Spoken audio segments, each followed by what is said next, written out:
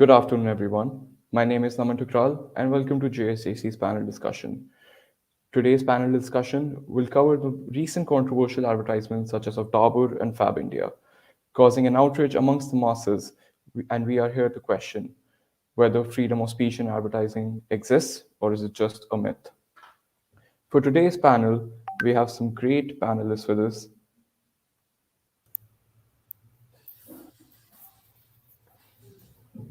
Our first panelist is Rahul Batra. Rahul has worked with Ogilvy and is now handling major accounts for Grey India. He is a copywriter. Welcome, Rahul. Our second panelist is Archit, who is a copywriter and has experience of working in agencies such as Ogilvy. He is currently working in a startup called Smart Stuff. Our third panelist is Joshua James, who is currently working in the professional world of advertising and marketing with several years of experience in many other fields such as public relations and brand management. He is currently working with Enormous. Welcome, Joshua. So, to begin our panel, I will start off by asking you the first question. Have you ever faced restrictions in your creativity at your workplace in the fear of creating controversy? We'll start off the panel by letting Joshua answer the first question. So hi everyone. I'm working in an agency called Enormous Brands. The two accounts I handle are of two brands called Ekdam Biryani and Hong's Kitchen. So both of these are under the umbrella of Jubilant Foodworks, which is also the parent company for Domino's. So recently, during the Diwali season, we were tasked with coming up for a few designs for the social media posts. So normally, I don't get into the creative process with the creative team, but we were a little short-handed during that time. So I suggested that we can come up with something integrating with the Diwali, the idea of Diwali with also the celebration of Eid as well. Showing that we're all the same. A festival is a festival at the end of the day. So we hashed it out with the creative team, but as soon as we presented it to the client said that we don't want our brand to face the same backlash that the Dabur ad faced, and some other great ads also in this country have faced because of, for the lack of better word, primitive thinking in our country, which still exists to some extent. So brands are still very cautious about what they present on their websites and all. So this was so the kind of backlash we received from our client was pretty harsh. They gave us a fair beating. So yeah, this is like some of the things that I faced in my workplace.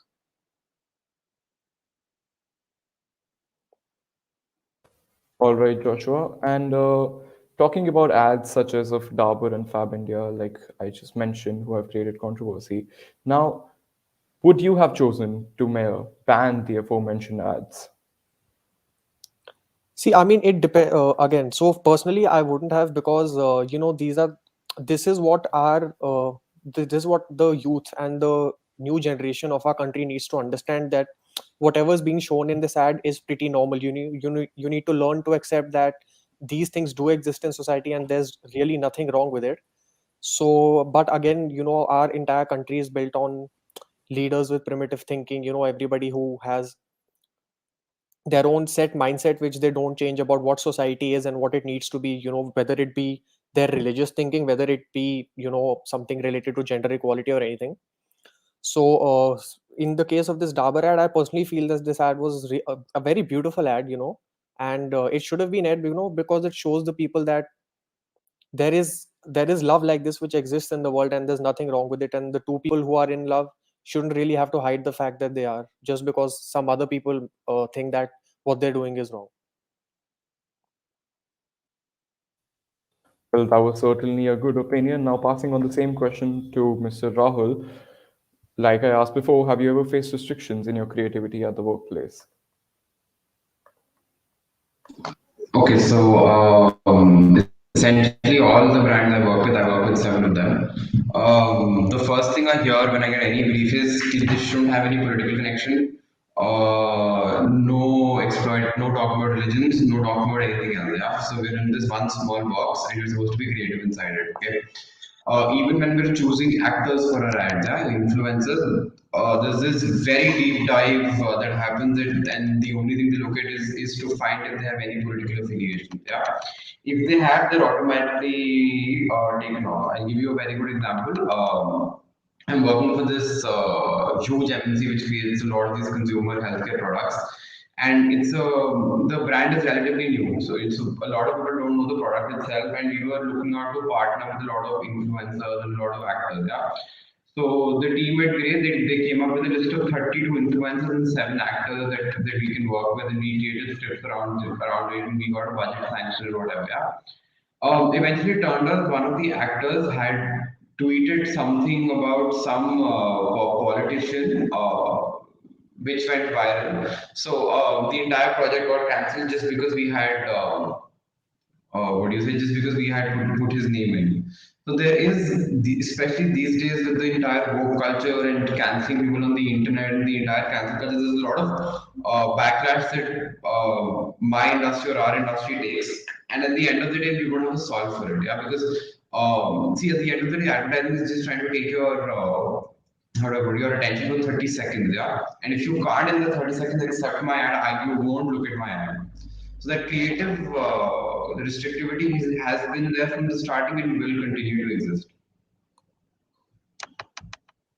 Right. And coming to the question, like I said before, would you have chosen to ban the ads? So that again, it depends. So you have to understand this is a very common line which is called out by advertisers, is that advertising is just a net summation of all the entire culture of your country. Yeah. In necessarily banning the ad is not the answer, but to understand why people are asking to ban the ad is where the answer lies. Yeah, if your country isn't ready to understand or to to let everybody believe that they live in an inclusive environment, I don't think ads like this should find their place, because at the end of the day, the only thing that is happening is it's negatively affecting the brand, right? The brand is pushing out money, the brand is pushing out media buying, but the only thing is happening is people are not looking out to buy a Sabyasachi or a Fem ad anymore. So I don't think the answer lies in banning it, but I definitely think the brand should now go back and try to figure out the target audience that they're trying to talk to. Are they accepting of all of this or not? All right. And I've got another question for you. I'm sure we all must have heard of the saying that any kind of publicity is good publicity. Considering what happened with Dabur and Fabidia, do you think it may have helped in them in some way?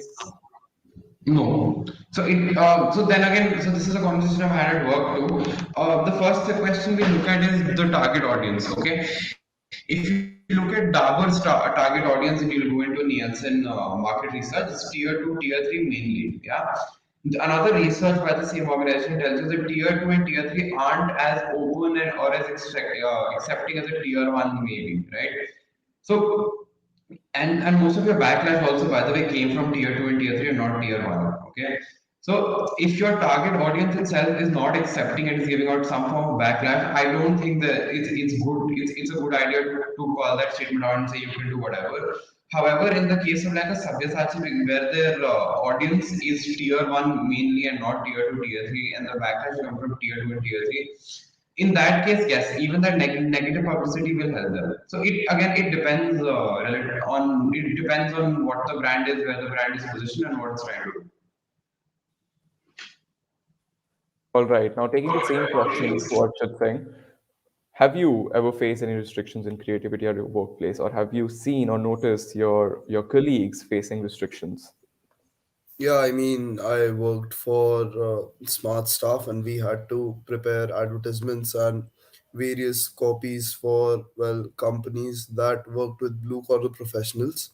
So yeah, well, they were telling me to, use simple language and not have any political connotations or any religious connotations, as our advertisements were both catering to the tier 3 society, as Rahul said, and the tier 1. So we had to be careful and avoid all the restrictions by the so and so cancel culture society, and not to hurt the religious sentiments of any particular religious group. So yeah, I mean, that was something that was, a little restraining, and that did put some bounds on the creativity and what we could have actually done to get our message across more clearly, concisely, and something that would actually stick with the audience.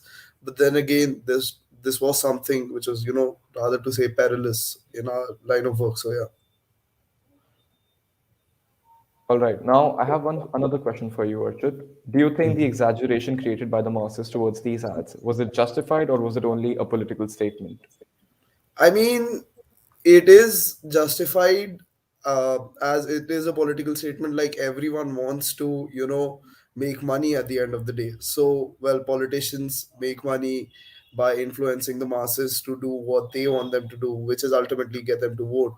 But yeah, a lot of people give into that. So yeah, I mean, it is not justified, but everyone wants to make money. So, one or the other way, you have to follow what other people tell you to follow to live in a particular society and to be a functioning member and not, get into unnecessary conflict. I mean, I feel like, if you are practicing your creativity irrespective of anything else, like, if you're not following the cancel culture and you're not exactly being politically correct, if I'm to say, well, you're gonna land up in a lot of trouble. But then again, I feel that the success that it's gonna get you, it's not really worth the trouble. Like, you're gonna face a lot of obstructions, and from people who are in a lot of power. So yeah, well, that's not exactly worth it. I mean, it's a bad thing, but well, what can you do about it? All right, now taking the same question, do you think the exaggeration was justified or nothing more than a political statement? Taking the same question to Joshua now. I mean, I personally feel like if you see it from the point of view of that person, obviously he will feel it justified the same way the person making the ad feels that they're justified in spreading such a kind of a message out to the masses, especially in a country as sensitive as India. So, I mean, again, my personal feeling is I do feel that the people who are resenting these kinds of ad are wrong. Simply because I feel that they have, again, as I've said on multiple occasions, they have some sort of a backward thinking, or they have some sort of a mindset that they're not willing to change about the world. But someday or the other, they will have to come to terms with the fact that these kinds of things are there in the world. These kinds of things are going to be advertised as well. Some sort of a subliminal messaging, or straight up messaging is going to be used in advertisements. So, like, again, I mean, with all respect to the people who are saying these kind of statements, I don't feel like they should have such strong opinions about such trivial things. I mean, it should be pretty normal. So I don't get why they're trying to stay relevant like this, or what they're trying to do with taking out statements like these. All right, and now the final question, taking the same question to Rahul. Rahul, again, do you think this was justified or a political statement? Okay, so at the end of the day, you have to understand that everything in this world is justified. Yeah? You can't say that something that isn't justified for me should be justified for somebody else. Yeah? At the same time, I also believe that politicians at this point are also trying to show that they have this certain amount of control over everything. And see, media and entertainment is the easiest thing to attack, right? Because all media and entertainment and advertising in extension is trying to do is just to sell you an emotion, right? It's trying to evoke an emotion inside you. Yeah, and usually your ads are trying to evoke two emotions. It's either happy or it's look inside and figure out what is wrong. Yeah, so these are two types of very broad ads that you'll see.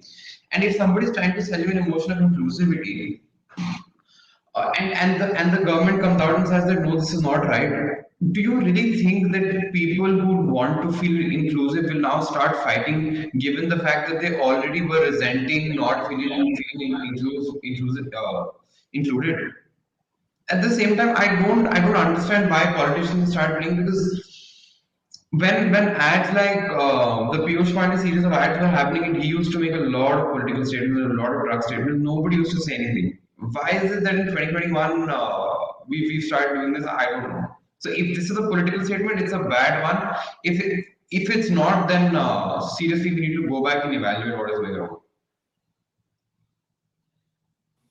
All right, I believe those were some great opinions, and we're going to take some great knowledge back home today. I would like to take this opportunity to thank my panelists. Thank you, everyone, for being here today. Now, I would like to take the opportunity to thank my audience for being here. I would also request my audience to stay tuned for further panel discussions coming right up on JSJC TV. Thank you.